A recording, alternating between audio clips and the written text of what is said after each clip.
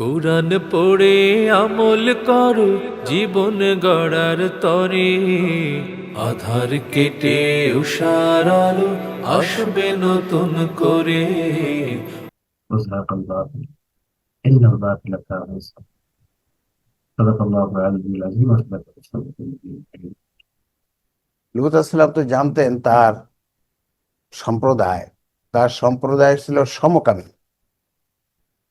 তো সেটা সে বুঝতে পেরেছে যে তার বাসায় কিছু লোক আসছে, গেস্ট আসছে, বা আল্লাহর তরফ থেকে কিছু আল্লাহ পাঠিয়েছে ফেরেশতাদের মানুষের আকৃতি নিয়ে।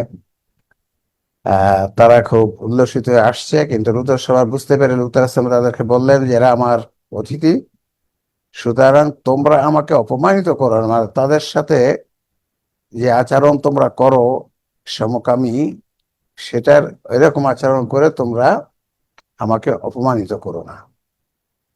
আত্তাকুল্লাহ ওয়ালা তুখজু, আর তোমরা আল্লাহকে ভয় করো। আত্তাকুল্লাহ, এখানে আল্লাহ সচেতন হও, বা এখানে আল্লাহকে ভয় করো বললেও এটাতে আমরা বলি তাকওয়ার কথার অর্থ হচ্ছে বেশিরভাগ স্থানে সচেতনতা, কিছু জায়গায় ভয় আনা যায়। তো এখানে তোমরা আল্লাহকে ভয় করো এবং আমাকে হেয় করো না। এটা এখানে হয়তো তাকওয়ার অর্থ ভয় করলেও আয়াতটার অর্থ কোনো অসুবিধা হয় না। এরপর 70 নম্বর আয়াতে বলা হচ্ছে ক্বালু আওলাম নানহাকা আনিল আলামিন, তারা বলল আমরা কি জগৎ সমূহ থেকে তোমাকে নিষেধ করিনি। এই যে জগৎ সমূহ, সরল অর্থ হচ্ছে আওলাম তানহাকা আনিল আলামিন, আমরা কি জগৎ সমূহ থেকে তোমাকে নিষেধ করিনি। অর্থাৎ জগৎ সমূহের থেকে আমরা আমাদের ইয়েতে লিখেছি জগতের সব লোককে রক্ষাকারী শাস্তে, যে সব মানুষকে রক্ষাকারী তুমি, এরকম শাস্তে আমরা তোমাকে নিষেধ করিনি। যে কোনো মানুষের যাতে কোনো বিপদ বা তার প্রতি কত অন্যায় আচরণ বা এই সমস্ত যে তাদের যে অভ্যাস ছিল, খারাপ অভ্যাস, এইসব থেকে সব মানুষকে রক্ষা করার জন্য দায়িত্ব নিতে আমরা কি তোমাকে নিষেধ করিনি। সে কথাটা আল্লাহ সংক্ষেপে বলেছেন। তারা বলল আমরা কি জগৎ সমূহ থেকে আলম নানহাকা আনিল আলামিন, তার মানে জগৎ সমূহের নাগরিকদের তুমি বিপদ আপদ সবকিছু থেকে রক্ষা করবা, এই দায়িত্ব নিতে তোমাকে কি আমরা নিষেধ করিনি। ক্বালা হাউলাই বানাতি ইন কুনতুম ফাইলিন। দেখেন, এখান থেকে বোঝা যায় যে ওরা লূত আলাইহিস সালামের সম্প্রদায় যে সমকামী ছিল সেটা বোঝা যায়। লূত আলাইহিস সালাম কি বললেন, এরা আমার কন্যা, যদি তোমরা কিছু করতে চাও, ইন কুনতুম ফাইলিন, তার মানে তোমাদের যদি সেই যৌন বাসনা মেটানোর দরকার হয়, আমার এই কন্যারা আছে, তোমরা তাদের সাথে সেই আচরণ করতে পারো। সেরকম জানে তোমরা হচ্ছে সমকামী, তারা সাধারণ যে পুরুষের নেচার, যে মহিলাদের সাথে সেক্সুয়াল ইন্টারাকশন করা, তারা ছিল পুরুষের সাথে। তাই লূত আসলাম বললো এরা আমার কন্যা আছে, তোমরা যদি কিছু করতে চাও তাহলে আমার মেয়েরা আছে। তখন তারা কি বললো দেখেন, লা আমরুকা ইন্নাহু লাফি সাকরাতিহিম ইয়ামাহুন, তোমার জীবনের শপথ, নিঃসন্দেহে তারা তাদের নেশায় দিশে। আল্লাহ এখানে বললেন, লূত আসলাম যখন এই কথা বললেন, লূত বলল, তখন আল্লাহ বললেন তোমার জীবনের শপথ। লূত আসলামের জীবনের শপথ দিয়ে বলেন নিঃসন্দেহে তারা তাদের সমকামিতার নেশায় দিশেহারা। সাকরাতিহিম মানে নেশা, নিঃসন্দেহে তারা তাদের নেশায় দিশেহারা। নেশা মানে সমকামিতার নেশা। তারা কোনো পুরুষ ছেলে দেখলে তারা সেখানে তাদের ওই সমকামিতার নেশায় তারা মেতে ওঠে। তাই আল্লাহ বলেন তোমার জীবনের শপথ, নিঃসন্দেহে তারা তাদের সমকামিতার নেশায় দিশেহারা। আরো কি বলা হলো, এরপরে কি বলা হলো, যে টোটাল কি হলো, বা খাজাত হুম সাইহাতু মুশরিকিন, অতঃপর সূর্যোদয়ের সময় বিকট শব্দ তাদেরকে আঘাত করলো। বিকট এক শব্দ, লূত আলাইহিস সালামের যে বংশধর যারা সমকামী ছিল তাদেরকে বিকট এক শব্দ তাদেরকে আঘাত করলো। এটা ঐতিহাসিক ঘটনা। আল্লাহ রাব্বুল আলামিন রাসূলুল্লাহ সাল্লাল্লাহু আলাইহি ওয়াসাল্লামকে জানিয়ে দিয়েছেন। এরকম অনেক ঐতিহাসিক ঘটনা কোরআনের মাধ্যমে রাসূলুল্লাহ সাল্লাল্লাহু আলাইহি ওয়াসাল্লামকে জানিয়ে দেওয়া হয়েছে। ফাজআলনা আলিয়াহা সাফিলাহা ওয়া আমরাতনা আলাইহিম হিজারাতাম মিন সিজ্জিল, অতঃপর আমরা একে মানে ওই জনপদকে উঠিয়ে ওপর নিচ করে দিলাম, আপসাইড ডাউন করে দেওয়া হলো।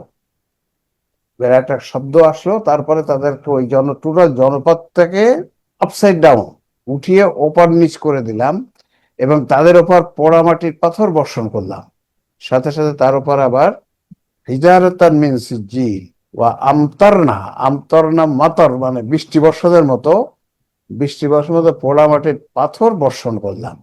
ওয়া আমতারনা আলাইহিম হিজারাতাম মিন সিজ্জিল, তাহলে পাথরের বৃষ্টি হয়েছিল তাদের প্রতি ওই জাতিকে ধ্বংস করার জন্য।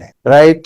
এরপরে আমরা যদি দেখি 75 নম্বর আয়াতে আল্লাহ বলছেন, এরপরে নিশ্চয়ই এতে অবশ্যই বহু নিদর্শন রয়েছে সূক্ষ্মদর্শী চিন্তাশীলদের জন্য। ইন্না ফি যালিকা লাআয়াতিন লিল মুম- আহ, লিল মুতাওয়াসসিমিন। মুতাওয়াসসিমিন, লিল মুতাওয়াসসিমিন।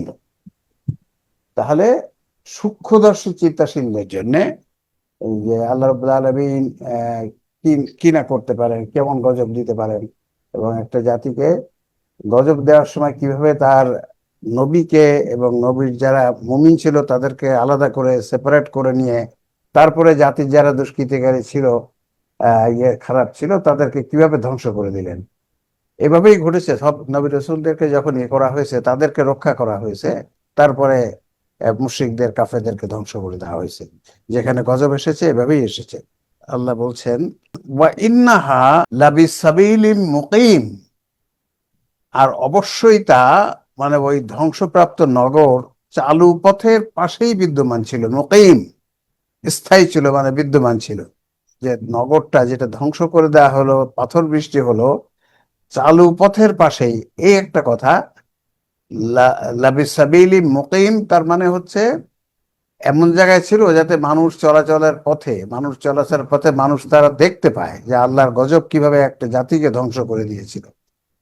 তো সেই জন্য এখানে আল্লাহ আরো পরেও আছে চালু পথের পাশেই যে সমস্ত গজব গজব আসছে, যেসব ধ্বংস হয়েছে, সেখানে মানুষ যাতে সহজে সেগুলো দেখতে পারে, এই জন্য এমন জায়গায় ওগুলো হয়েছে যে চালু পথের পাশেই। চালু পথে না লেখা চলাচলের পথে ভালো হয়। চালু চলাচলের পথে, তাও হতে পারে চলাচলের পথে ভালো হয়। পাশে বিদ্যমান ছিল। 77 নম্বর আয়াতে আল্লাহ বলেছেন ইন্না ফি যালিকা লাআয়াতিন লিল মুমিনিন, নিশ্চয়ই এতে অবশ্যই মুমিনদের জন্য বহু নিদর্শন রয়েছে। এই যে আল্লাহ যেভাবে ধ্বংস করে দিয়েছে একটা জাতিকে, কিভাবে ধ্বংস করেছে, তারা যখন সীমা লঙ্ঘন করে একেবারে চলে যায় তখন তাদেরকে কিভাবে ধ্বংস করা হয়, এটার ব্যাপারে মুমিনদের জন্য শিক্ষা রয়েছে যে আল্লাহ রাব্বুল আলামিন দুনিয়াতেও মানুষকে শাস্তি দিয়ে থাকেন তার গজবের মাধ্যমে, এরপরে তো পরকাল তো আছেই। 78 নম্বর আয়াতে বলা হচ্ছে, ছোট ছোট আয়াত, হিজরের আয়াতগুলো ছোট ছোট, আর ঐতিহাসিক ঘটনার বর্ণনা এখানে মেইনলি। ওয়াইন কানা আসহাবুল আইকাতি লিযালিমিন, আর অবশ্যই আইকাবাসীরাও, এরা হচ্ছে হযরত শুআয়ব আলাইহিস সালামের জাতি, আইকাবাসী ছিল জালিম, তাহলে আইকাবাসীরাও জালিম ছিল। আল্লাহ নিশ্চয়তা দিয়ে জানাচ্ছেন ফান্তাকামনা মিনহুম ওয়া ইন্নাহুমা লাবি ইমামিন মুবিন, সুতরাং আমরা তাদেরকে উচিত শাস্তি দিয়েছি, আর অবশ্যই উভয়টি প্রকাশ্য পথের পাশে অবস্থিত। দেখেন, আইকাবাসীদেরকেও আল্লাহ রাব্বুল আলামিন গজবের মাধ্যমে ধ্বংস করেছিলেন, শাস্তি দিয়েছিলেন গজব দিয়ে, উচিত শাস্তি। নিশ্চয়ই তাদের প্রতি ওরকম কোনো গজব হয়েছিল। আর অবশ্যই উভয় স্থান, সেই আইকাবাসীদের এবং লূত আলাইহিস সালামের প্রকাশ্য পথে, এখানে বলছে লাবি ইমামিন মুবিন, ইন্নাহুমা উভয়টি প্রকাশ্য পথের পাশে অবস্থিত। আল্লাহ যে প্রকাশ্য পথের বা চলাচলের পথের যে পথ মানুষ যেত সাধারণত, সেই সব পথ বা প্রকাশ্য পথের পাশেই এই ধ্বংসযজ্ঞগুলো হয়েছে, গজবগুলো হচ্ছে, যাতে মানুষ এগুলো দেখতে পারে যে আল্লাহর গজব কেমন, এগুলো যাতে দেখে তারা আল্লাহ সম্বন্ধে আরো বেশি জানতে পারে, বুঝতে পারে, ঈমান আনতে পারে ইত্যাদি। তাহলে এগুলো প্রকাশ্য পথে আল্লাহ এখানে, বা চালু পথে, চলাচলের পথের পাশেই শহর দুটি ছিল, আইকাবাসী এবং লূত আলাইহিস সালামের উম্মাহ। দুটো এলাকারই নবী তারা ছিলেন এবং সেখানে যেটা, সেটা তাহলে বোঝা যাচ্ছে সেখানে মানুষ যেখানে চলাচলের পথ ছিল সেসব জায়গায় ওগুলো ছিল। মুসা আলাইহিস ওয়ালাকাদ সালামের কাযযাবা আসহাবুল হিজরিল মুরসালিন, আর অবশ্যই হিজরবাসীরাও প্রেরিতদের প্রতি মিথ্যারোপ করেছে। তো এই সে সূরা হিজর, যে হিজরবাসীরাও, তারাও মুরসালিন মানে হিজরবাসীরাও রসুলদের প্রতি মিথ্যারোপ করেছিল। নবী রাসূল যে রসুল সেখানে গিয়েছিল তাদের প্রতি মিথ্যারোপ করেছিল। সব সব নবীর প্রতি তো নানা রকম মিথ্যা অপবাদ দেওয়া হয়েছে, মিথ্যা কথা বলা হয়েছে। তাই হিজরবাসীরাও সেটা করেছে, সেটা এখানে বলা হয়েছে। ওয়া আতাইনাহুম আয়াতিনা ফাকানু আনহা মুরিদিন, আর আমরা তাদেরকে আমাদের বহু আয়াত দিয়েছে কিন্তু তারা তা উপেক্ষা করেছিল, এই হিজরবাসীরা। আল্লাহ সেখানেও তাদেরকে অনেক আদেশ নিষেধ উপদেশ তার আয়াতের মাধ্যমে, তার নিদর্শনের মাধ্যমে দিয়েছে, অনেক মজেজাও দেখাইছে। তারপরেও তারা আল্লাহ সে সমস্ত আয়াতকে, সে আয়াতের সে বক্তব্যকে, দাবিকে উপেক্ষা করেছে। ওয়াকানু ইয়ানহিতুনা মিনাল জিবালি বুয়ুতান আমিনিন, আর তারা নিরাপদে বসবাসের জন্য পাহাড় কেটে ঘর নির্মাণ করত। তাহলে এই যে হিজরবাসীরা, তারা পাহাড় কেটে ঘর নির্মাণ করতো। সে সময় তো আমাদের মতো এরকম বাড়ি ঘর এরকম বানানো ছিল না। তারা পাহাড়ের ওখানে পাহাড় কেটে ঘর ঘর তৈরি করতো, পাহাড় কেটে ঘর নির্মাণ করতো। তাহতুনা মিনাল জিবালি বুয়ুতাম আমিনিন, পাহাড় কেটে ঘর নির্মাণ করতো নিরাপদে বসবাসের জন্য। যে পাহাড়ের মধ্যে পাহাড় কেটে ঘর, ওই জায়গাটা তারা নিরাপদে থাকতে পারবে, এরকম একটা চিন্তা ভাবনা। ফাআখাযাতহুমুস সাইহাতু মুসবিহিন, অতঃপর ভোরবেলা বিকট শব্দ তাকে আঘাত করো। তাই এখানেও তাদেরকে বিকট এক শব্দ ভোরবেলায় আঘাত করলো। ভোরে এখানে তাদেরকে শব্দ, বিকট এক শব্দ। ফামা আগনা আনহুম মা কানু ইয়াকসিবুন, ফলে তারা যা উপার্জন করত তা তাদের কোনো কাজে আসেনি। ফামা আগনা আনহুম, তাদের কোনো উপকারে আসেনি, কোনো কাজে আসেনি। তারা যেসব উপার্জন করত তা তাদের কোনো কাজে আসেনি। ওয়ামা খালাকনা সামাওয়াতি ওয়াল আরদা ওয়া বাইনাহুমা ইল্লা বিল হক, আকাশমণ্ডলীয় পৃথিবী এবং তাদের অন্তর্বর্তী কোনো কিছুই আমরা অযথা উদ্দেশ্যহীনভাবে সৃষ্টি করিনি। একটি আয়াত যে আল্লাহ যে এই পৃথিবী এবং কোনো কিছু এর মধ্যে যা কিছু আছে আমরা কোনো কিছু বিনা উদ্দেশ্যে সৃষ্টি করিনি। অর্থাৎ সব কিছুর পিছনে আল্লাহর উদ্দেশ্য আছে। পৃথিবীতে বস্তু যা সৃষ্টি করেছেন, সেই মানুষ পশু যা কিছুই, পাহাড় পৃথিবী, এগুলো কোনো কিছু বিনা উদ্দেশ্যে সৃষ্টি করা হয়নি। আমাদের যে আমলগুলো করতে বলেছেন সেটাও উদ্দেশ্যহীন ভাবে না, সব কিছুর একটা উদ্দেশ্য আছে। সব কিছু আল্লাহর সৃষ্টির পেছনে একটা উদ্দেশ্য আছে। বিনা উদ্দেশ্যে কোন আমাদের সৃষ্টি করেছেন তারও একটা উদ্দেশ্য আছে। অন্য পশু পক্ষী সৃষ্টি করেছেন, পাহাড় পর্বত সৃষ্টি করেছেন, সবকিছুই একটা উদ্দেশ্য নিয়ে সৃষ্টি করেছেন আল্লাহ। এটা তা আলে ইমরানেও আছে এবং সূরায়ে যেটা ওমা খালাকনাস সামা ওয়াল আরদা মা বাইনাহুমা বাতিলা, জি সূরা সোয়াদের এটা বলা হয়েছে যে আকাশ এবং পৃথিবী এর কোনো কিছু আমরা, এর মধ্যে যা কিছু আছে কোনো কিছু আমরা বিনা উদ্দেশ্যে সৃষ্টি করি। যারা এটা ভাববে তারা কাফের এবং তাদের ঠিকানা জাহান্নাম। এখানে সেই কথাটা বাকি অংশটুকু না বলে বলছে আমি বিনা উদ্দেশ্যে কোনো কিছুই সৃষ্টি করি নাই। তাহলে আমাদের একটা বুঝে নিতে হবে সব কিছুরই পিছনে আল্লাহর একটা উদ্দেশ্য আছে, আমাদেরও সৃষ্টির উদ্দেশ্য আছে। সেই উদ্দেশ্যগুলো আমাদেরকে সঠিকভাবে জেনে নিতে হবে। ওয়া ইন্না সাআতা ফাসফাহি সাফাল জামিল, আর কিয়ামত অবশ্যম্ভাবী, মানে এখানে ইসা মানে হচ্ছে কিয়ামত আসবে, লা আতিয়াত মানে অবশ্যম্ভাবী আসবে। বা আসফা, সুতরাং তুমি পরম সৌজন্যের সাথে তাদের কাজকর্মকে উপেক্ষা করো। কাফের যারা, তারা যা কাজ করছে, কাফের মুশরিকরা, তাদের কাজকর্মকে তুমি সৌজন্যের সাথে উপেক্ষা করো, কিয়ামত একদিন আসবেই। আর বিনা উদ্দেশ্য তো আল্লাহ আমি কিছু সৃষ্টি করিনি, আল্লাহ এটা জানিয়ে দিচ্ছেন। স্যার এই 85 নম্বর আয়াতের প্রথম অংশ যেটা, ওখানে একটু স্যার বুঝার ছিল আমার। যে 85 নম্বর আয়াতে বলছেন ওমা খালাকনাস সামাওয়াতি ওয়াল আরদা মা বাইনাহুমা বাত ইল্লা বিল হক। জি স্যার, এখানে ওই যে বলছে আকাশমণ্ডলী এবং পৃথিবী এবং তাদের অন্তর্বর্তী কোনো কিছুই আমরা অযথা বিনা উদ্দেশ্যে সৃষ্টি করিনি। এখানে আকাশমণ্ডলী ও পৃথিবী স্যার, এখানে কিন্তু বলেনি যে পৃথিবী এবং প্রথম আসমান। আমরা জানি আসমান 7টা, প্রথম আসমান। তাহলে এখানে স্যার একটু কি স্যার ভাবা যায় যে পৃথিবী এবং প্রথম আসমান, এটা বাদ দিয়ে অন্যান্য যে আকাশমণ্ডলী অন্যান্য যে স্তরগুলো আছে সেখানে কি কোনো জীব বা কোনো কিছু থাকার সম্ভাবনা আছে কিনা স্যার এখানে, সেরকম Well, কিছু আল্লাহ বলতে চেয়েছেন এই কিনা? এই আয়াতে যে ওখানে কোনো জীব আছে কিনা এমন ঠিক ডাইরেক্টলি কিছু পাওয়া যায় না, তবে কিছু একটি আয়াতে আছে যেখানে একটু ধারণা পাওয়া যায় যে সেখানে জীব থাকতে পারে। আয়াতটি থেকে এই মুহূর্তে আমার মনে আসছে না। এলিয়েনের কথা পাওয়া যায়। হ্যাঁ, তো এখানে ঠিক ওই রকম যে জীব আছে এই ধারণা, তবে সামাওয়াত এখানে বলা আছে, সামাওয়াত ওয়াল আরদা, জি স্যার। আকাশ যা মন্ডল কিছু আছে, হ্যাঁ, যা কিছু আছে এর মাঝখানে যা কিছু আছে, যা কিছু, হ্যাঁ, জীবের কথা এভাবে বলা হয়। তাদের অন্তর্বর্তী কোনো কিছুই আমরা বিনা উদ্দেশ্যে সৃষ্টি করি নাই, সবকিছু সৃষ্টির আর পিছনে। এখানে পুরো দিয়া পুরো মানে সপ্ত আসমানকে বোঝানো হয়েছে, আবার আকাশের বিস্তৃতটাও বোঝানো হয়, মানে পুরো আকাশকে, সপ্ত আসমানের যেখানে যা কিছু আছে পৃথিবী থেকে শুরু করে সবকিছু ঠিক বোঝানো হয়েছে। ঠিক আছে, তা তা হতে পারে। সামাওয়াত যখন এখানে আল্লাহ প্লুরাল ব্যবহার করেছেন, এরপরে আল্লাহ 86 নম্বর আয়াতে আল্লাহ বলছে ইন্না রব্বাকা ওয়ালা খাল্লাকুল আলিম, তাহলে মহান স্রষ্টা ও মহাজ্ঞানী, তিনি কত কিছুই না সৃষ্টি করেছেন, কাজে অবশ্যই তিনি মহান স্রষ্টা এবং মহাজ্ঞানী। তো অবশ্যই যিনি এই সবকিছুই সৃষ্টি করেছেন, এই পৃথিবী মহাবিশ্ব চালাচ্ছেন, নিশ্চয়ই একথা তো বলার অপেক্ষাই রাখে না, মহাজ্ঞানী মহাস্রষ্টা। তাই না? ওয়ালাকাদ আতাইনাকা সাবআম মিনাল মাসানি ওয়াল কুরআনাল আযীম, এখানে আর নিশ্চয়ই আমরা তোমাকে দিয়েছি পুনঃ পুনঃ পঠিত 7টি আয়াত এবং দিয়েছি মহান কোরআন। তাই এখানে এই আয়াতটি যে দুটি জিনিস মাঝে একটা এবং, আর নিশ্চয়ই আমরা দিয়েছি পুনঃ পুনঃ পঠিত 7টি আয়াত, এটা দিয়ে মিন করা হয়েছে সূরা ফাতিহা। সূরা ফাতিহা 7টি আয়াত এবং সেটা পুনঃ পুনঃ পঠিত।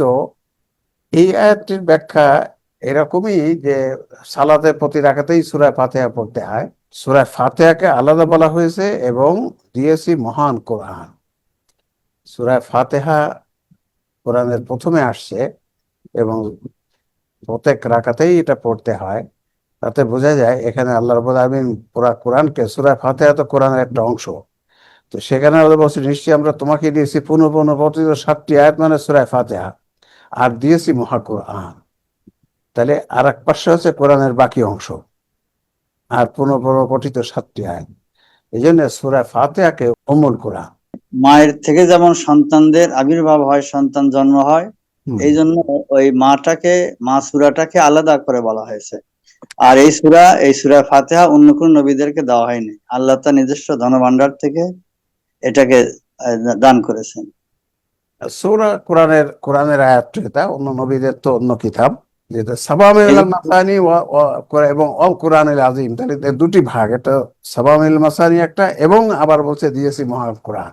তার মানে হচ্ছে যে সূরা ফাতিহা হচ্ছে বিশেষভাবে বলা হয়েছে, আর এই জি, সূরা জি। ফাতিহা থেকে গোটা কোরআনের আবির্ভাব, যেমন মায়ের থেকে যেমন সন্তানের আবির্ভাব হয়, ঠিক সেরকম। আবার এবার উম্মুল কোরআন যেহেতু, তাহলে নিশ্চয়ই সূরা ফাতিহার যে আমরা যেটা বলি কোন সূরা পড়লে কত নেকি কত, সেখানে সূরা ফাতিহা নিশ্চয়ই 1 নম্বরে থাকবে, যে এটাকে উম্মুল কোরআন বলা হচ্ছে।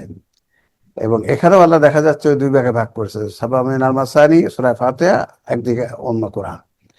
সেই সূরা ফাতিহার আমরা যেটা দেখেছি এর 2 রকম ব্যাখ্যা আছে, একটা হচ্ছে কথোপকথনমূলক তাফসীর আর একটা সাধারণ যে বর্ণনামূলক তাফসীর। সেখানেও দেখা যায় যে ওখানে যে কথাগুলো বলা আছে সেই কথোপকথনের মধ্যে, সেখানে চমৎকার ভাবে অত্যন্ত সুন্দর সুন্দর কথা ওখানে বলা আছে। এবং কেন সেখানে প্রতি রাকাতেই সূরা ফাতিহা পড়তে হয়, যে ওখান থেকে আল্লাহ বলছে যে যাতে মানুষ পুরা কোরআনের জ্ঞান অর্জন করে, এরকম তথ্যই লাস্টে ওখান থেকে বেরিয়ে আসে।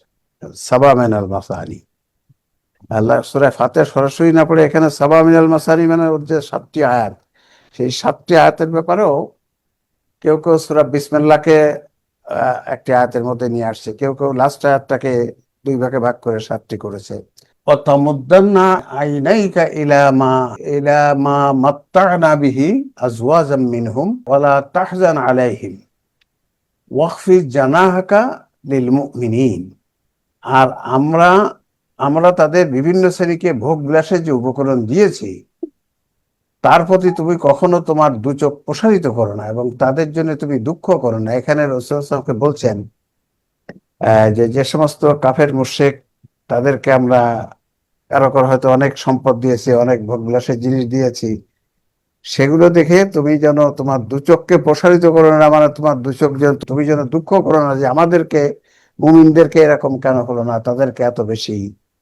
এটা বলছে, এটা উপকরণ দিয়েছি, তার প্রতি তুমি কখনো, এখন এই যে দিয়েছি সেটাও কিন্তু আল্লাহ সরাসরি দিয়েছেন এরকম না, যে বিভিন্ন ভোগ সামগ্রী বা উপকরণ বের করার যে নীতি, এটা ওই অতাৎক্ষণিকভাবে দিয়েছে আল্লাহ, তো এই প্রোগ্রাম অনুযায়ী তারা ওগুলো পেয়েছে। এর জন্য বলছে যে তুমি এটা দেখে দুঃখও করো না, আবার তোমার দু চোখ যেন প্রসারিত না হয়।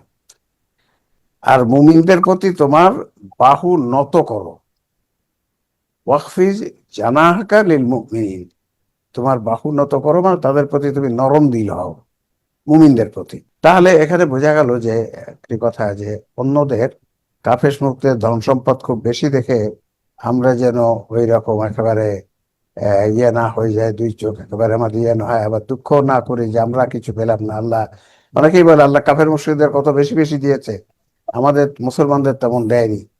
আল্লাহ দেয়নি তা কিন্তু না, মুসলমানদের দেখেন আরব দেশগুলোতে যে কত সম্পদ মাটির নিচে আছে, মাটির নিচের গোল্ড বের করে যে তারা আরব দেশের লোকরা এত এখন অর্থ সম্পদের মালিক। আর মুমিনদের প্রতি নরম দিল হতে বলেছেন।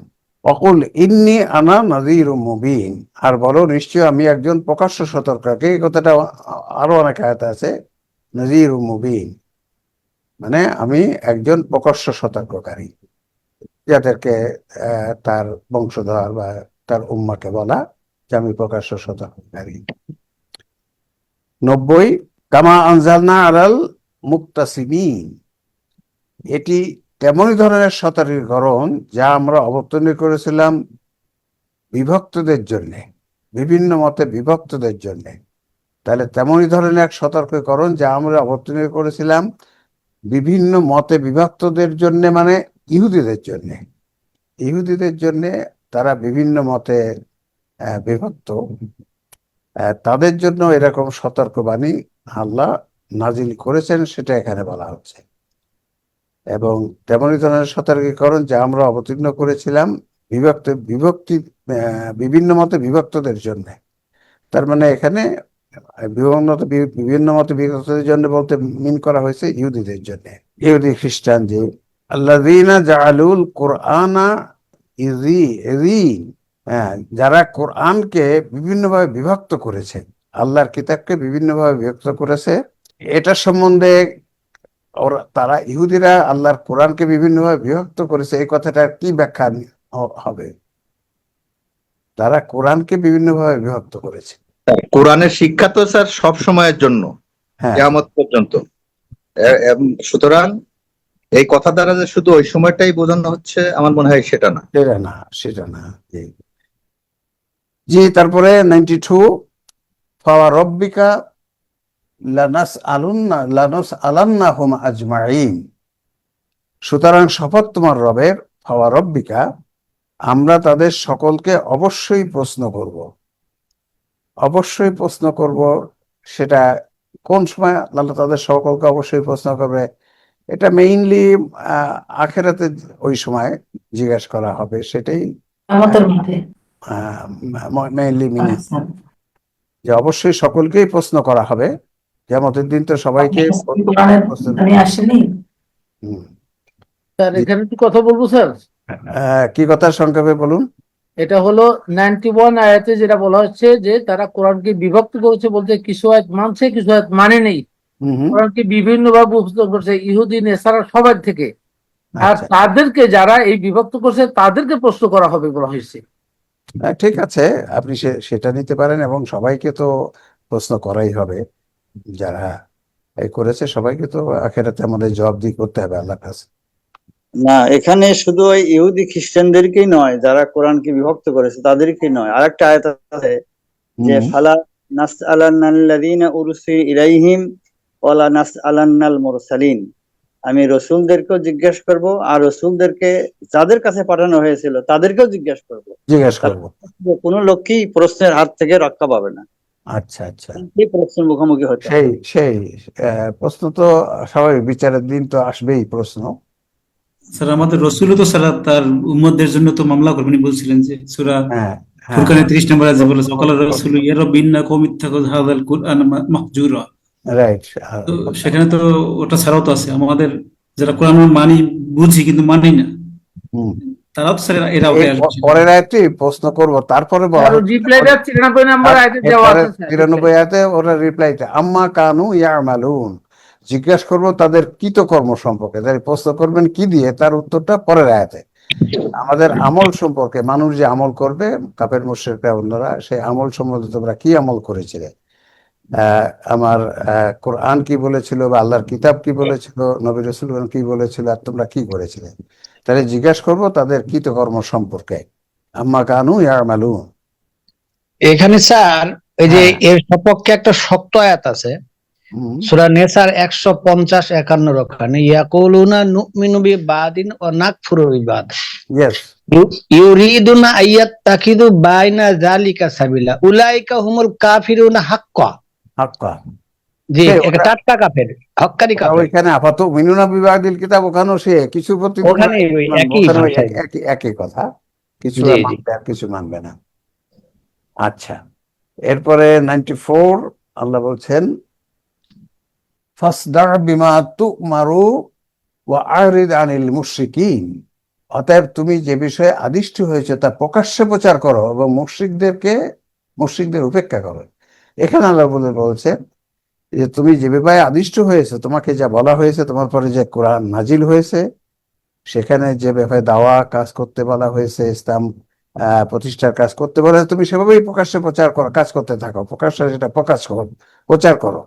আর মুশরিকদের উপেক্ষা করো, তারা কি বলছে, তারা তোমাকে নেগেটিভ কত কথা বলছে, গালিগালাজ করছে, যা করছে, এগুলো উপেক্ষা করো। ঠিক, সবাইকে, আমাদের যারা ইসলামের দাওয়া কাজ করে তাদেরকে বিশেষ করে সংস্কারমূলক কাজ যদি করতে হয়, সেখানে বিভিন্ন রকম কথা, নেগেটিভ কথা আসবে, সমাজ থেকে বিভিন্ন স্তর থেকে আসবে। সেগুলো উপেক্ষা করে আমাদেরকে সামনে এগোতে হবে।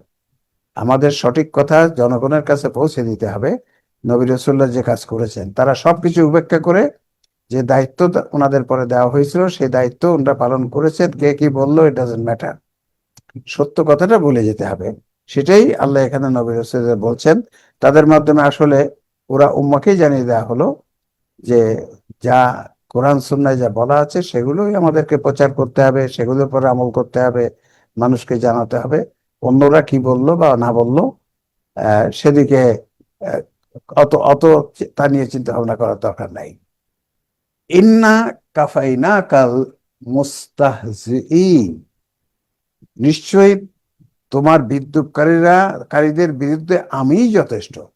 ইন্না কাফাইনাকা, কাফি, হ্যাঁ, কাফাইনাকাল মুস্তাহজিঈন, যারা বিদ্রূপ করে তোমাকে, ঠাট্টা করে, বিদ্রূপ করে, তাদের জন্য আমিই যথেষ্ট, আমি তাদেরকে দেখবো। কাজে তুমি তোমার কাজ করে যাও, তুমি অন্যদের বিদ্রূপ, অন্যদের বিরোধিতাকে উপেক্ষা করে সামনে এগোতে থাকো, আমি তাদেরকে দেখবো। আল্লাযীনা ইয়াজআলুনা মা'আল্লাহি ইলাহান আখারা ফাসাউফা ইয়ালামুন, তারা আল্লাহর সাথে অপর কাউকে ইলাহ নির্ধারণ করেছে, সুতরাং তারা শীঘ্রই জানতে পারবে। তাহলে তারা আল্লাহর সাথে অপর কাউকে ইলাহ নির্ধারণ করেছে, মানে তারা মুশরিক, তারা শিরক করছে, অন্য কাউকে ইলাহ নির্ধারণ করে নিয়েছে, সুতরাং তারা শীঘ্রই জানতে পারবে তাদের পরিণতি। এই শীঘ্র, আল্লাহ অনেক জায়গায় কিয়ামত খুব শীঘ্র, অনেক জায়গায় শীঘ্র বলেছে। আল্লাহ শীঘ্র কতদিনে, এটা আল্লাহই ভালো জানেন, অচিরেই জানতে পারবে, মৃত্যু হওয়ার পরেই তো সবাই কিছু বুঝতে পারবে সেটা। সেই শীঘ্র কথাটা আল্লাহ এভাবেই ব্যবহার করেছে বিভিন্ন জায়গায়। স্যার সূরা মাআরিজে বলা আছে ইন্নাহুম ইয়ারাউনাহু বাঈদা ওয়া নারাহুম করিবা, মানুষ মনে করে কিয়ামত অনেক দূরে, অনেক আল্লাহ দূরে। দেখতে পাচ্ছে অতি নিকটে। অনেক জায়গায় আল্লাহ বলছেন কিয়ামত অনেক নিকটে, অনেক আয়াতেই বলা আছে, কিন্তু সেই নিকট কতদিন আল্লাহই ভালো জানেন। আমরা তো সেই নিকট বুঝতে পারছি না। তাহলে আল্লাহ এখানে বলছে যে অতি শীঘ্রই তারা জানতে পারবে। 97 ওয়ালাকাদ না'লামু আন্নাকা ইয়াদিকু সাদরুকা বিমা ইয়াকুলুন, আর আমরা অবশ্যই জানি তারা যা বলছে তাতে তোমার সদর সংকুচিত হয়। তাহলে তারা যা বলছে, কাফের মুশরিকরা যা বলছে, নবী রাসূল সম্বন্ধে যে সমস্ত নানা ধরনের মিথ্যা কথা তারা বলেছে, বানিয়ে কথা বলেছে, জাদুকর নানা, তাতে তোমার সদর, সদর মানে কথা হচ্ছে সম্মুখ ব্রেনে থাকা মন, মন সংকুচিত হয়, তোমার মনটা সংকুচিত হয়ে যায়, বক্ষ সংকুচিত নয়, যেটা অনেকেই বক্ষ অর্থ করেছে। আমরা এখন এটা জানি সদর মানে বক্ষ কোরআনে ইউজ করা হয়নি, সম্মুখ। তাহলে যেখানে মনটা থাকে, যে এইসব কথা শুনে তোমার মনটা ছোট না হয়ে যায়, এই যে কথাটাই আমরা বলি না, তোমার মনটা ছোট হয়ে গেল আমার একেবারে, সেই কথাটা আল্লাহ বলছেন যে তাদের কথা শুনে তোমার মনটা যেন ছোট না হয়ে যায়, সংকুচিত না হয়ে যায়। তোমাকে আমি ব্রড মাইন্ডেড বানিয়েছি, তোমার মনটা ব্রড রাখো, মনটা যাতে সংকুচিত না হয়ে যায়। তাদের এই সমস্ত নেগেটিভ কথা শুনে, গালিগালাজ, তাদের কথা, মিথ্যা কথা শুনে তোমার মনটা যেন সংকুচিত না হয়। এই মনটা যে সম্মুখ ব্রেনে একটা ছবি এখানে আছে। আচ্ছা, এরপর আল্লাহ বলছেন ফাসাব্বিহ বিহামদি রাব্বিকা ওয়া কুম মিনাস সাজিদিন। সুতরাং প্রতিকার এই যে তুমি তোমার রবের প্রশংসা ও তাসবিহ করো এবং তুমি সিজদাকারীদের অন্তর্ভুক্ত হও। তাহলে আল্লাহ রাব্বুল আলামিন বললেন তুমি মনকে সংকুচিত না করে তাদের এই সমস্ত কথাবার্তা, নেগেটিভ কথা শুনে তুমি মনকে সংকুচিত না করে বরং আল্লাহর প্রশংসা সহ তাসবিহ করো এবং সিজদাকারীদের অন্তর্ভুক্ত হও। সিজদাকারী মানে সালাত, সালাত আদায়কারীদের অন্তর্ভুক্ত হও। নবী রাসূল তো ফরজ সালাত করেছেন, আর অনেক সালাত তারা আদায় করেছেন, সেটা বলছে সিজদাকারীদের অন্তর্ভুক্ত হও। 99 হচ্ছে শেষ আয়াত সূরা হিজরের, ওয়াবুদ রাব্বাকা হাত্তা ইয়াতিয়াকাল ইয়াকিন। এখানে ইয়াকিন কথাটার অর্থ মৃত্যু। তোমার রবের দাসত্ব করতে থাকো যতক্ষণ না তোমার ইয়াকিন আসে, মানে মৃত্যু আসে।